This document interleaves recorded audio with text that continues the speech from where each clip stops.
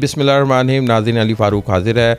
यौम मई का दिन है और मज़दूरों के मुज़ाहरे और एहतजाज दिन भर जारी हैं और हमारे साथ प्रेम यूनियन पाकिस्तान रेलवे प्रेम यूनियन के मरकज़ी सदर शेख मोहम्मद अनवर मौजूद हैं। उन्होंने भी बहुत बड़ी रैली निकाली है, माल रोड तक गई है, सैकड़ों हज़ारों मज़दूर उनके हमरा थे। इस दौरान उनसे टाइम मिला तो उनसे बात भी कर रहे हैं। जी अस्सलाम वालेकुम शेख साहब, क्या कैसे हैं आप? शेख साहब क्या कहना चाहेंगे यौम मई के हवाले से, ख़ास तौर पे जो रेलवे के मज़दूरों की इस टाइम हालत ज़ार है? देखें जी, अल-कासिबुल्लाह, अल्लाह के नबी ने कहा मज़दूर अल्लाह का दोस्त है, और फिर इसके साथ एक मज़दूर के हाथ को बोसा दिया जिसके हाथ में छाले पड़े हुए थे। ये नबी मेहरबान सल्लल्लाहु अलैहि वसल्लम के सामने एक मज़दूर की इज़्ज़त और अज़मत थी।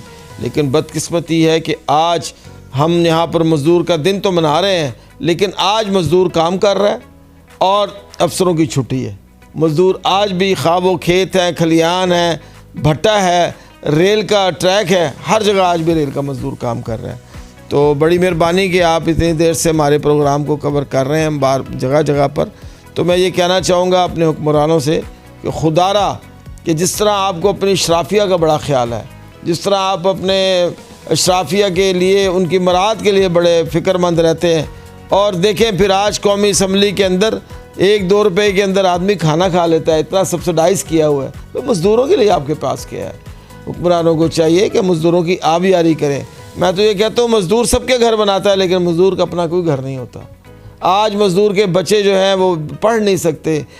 आज महंगाई की वजह से लोगों का जीना मुश्किल हो चुका है। वालिदैन ने देखें, कल भी आपने देखा होगा 2 अफराद ने ख़ुदकुशी की है। क्यों कर रही है दुनिया ख़ुदकुशी? कि एक तरफ तो उन पर ड्रोन हमला बिजली के बिलों का हो जाता है, कभी उनके ऊपर ड्रोन हमला पेट्रोल का हो जाता है, कभी उनके ऊपर ड्रोन हमला गैस के बिलों का हो जाता है। तो आखिर कब तक? हुकूमत को चाहिए कि अपने अशराफिया की चीज़ों के ऊपर कट लगाएं। ये जो लग्जरी गाड़ियाँ हैं इनको बंद किया जाए, सरकारी पेट्रोल बंद किया जाए, और ये जो है मेंबरान असम्बली, ये कौन से गरीब आदमी हैं, इनको भी कहीं जाए वॉलंटियर काम करें। अगर वज़ीर आज़म साहब ने कहा कि मैं तनख्वाह नहीं लूँगा तो बाकी को लेते हैं। तो जब अशराफिया ने अगर अपने आप पे कंट्रोल कर लिया तो शायद इस मुल्क के मज़दूरों की हालत सवर जाए। अदरवाइज़ मैं नहीं समझता। आज तो मैं ये भी कहना चाहूँगा, आप भी मज़दूर हैं अली भाई, आज तो मुझे नज़र आता है सहाफ़ियों को भी तनख्वाह नहीं मिलती, सहाफ़ी भी बड़े परेशान हैं। अब क्योंकि हम जाते हैं, लोग बिलीव करें, वो ख़ुद रास्ते में रोक लेते हैं कि शेख अनवर साहब आप हमेशा मज़दूरों की बातें करते हैं, हम सफ़ेद पोश मज़दूर नहीं हैं, हम कलम से मेहनत नहीं करते। तो ज़ाहिर है आप भी मज़दूर हैं, आप भी सारा दिन मेहनत करते हैं। हर जहाँ पर कोई वाक़या हो जाता है उस वाक़े के लिए अपनी जान लड़ाते हैं। आप लोगों की शातें भी हो जाती हैं इनकी कवरेज करते हुए, ज़ख्मी भी हो जाते हैं आप सम टाइम।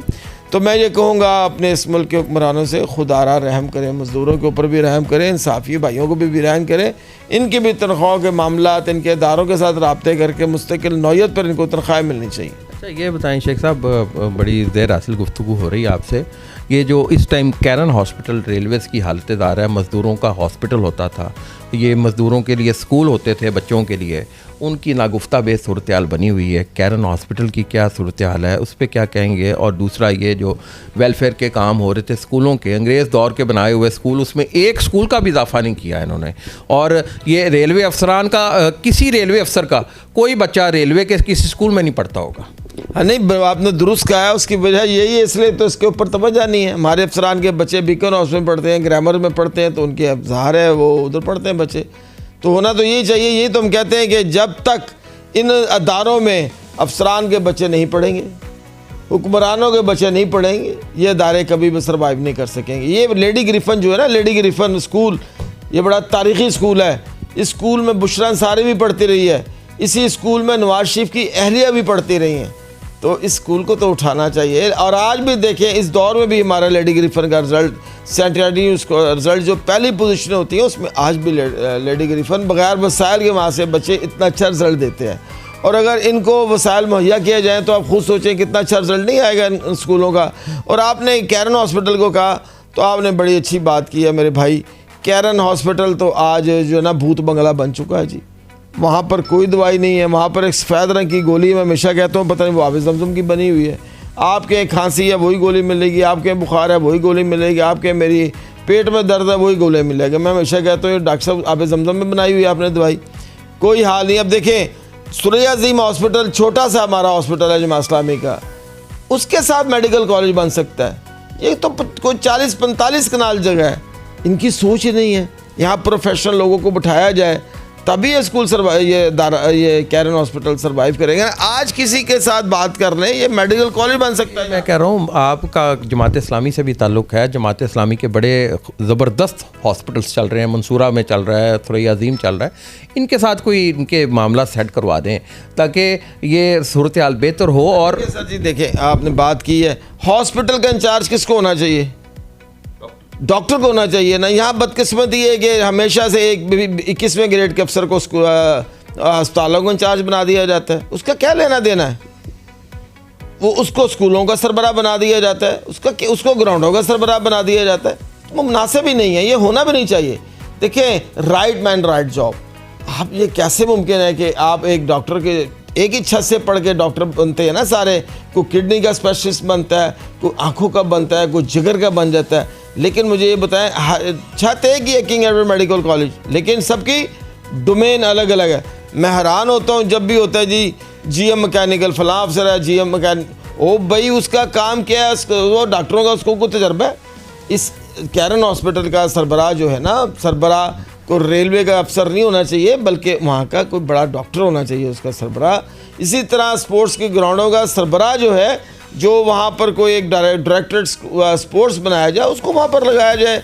जिस मुल्क की ग्राउंडें बाद होंगी ना जी, उस मुल्क के अस्पताल वीरान हो जाएंगे। आज बदकिस्मती हमारी ग्राउंडें वीरान है, अस्पताल आबाद है।